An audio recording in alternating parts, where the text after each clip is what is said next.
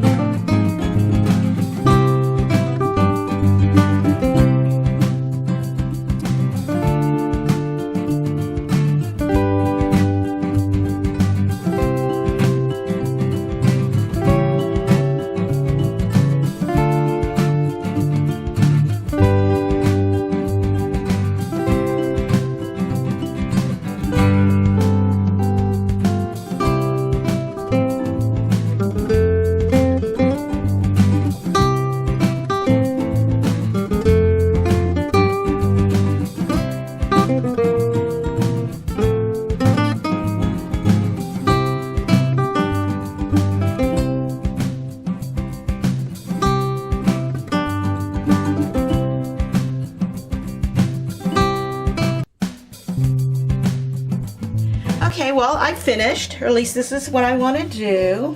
And I think I've got all my little oopses. But I like it. I'm happy with it.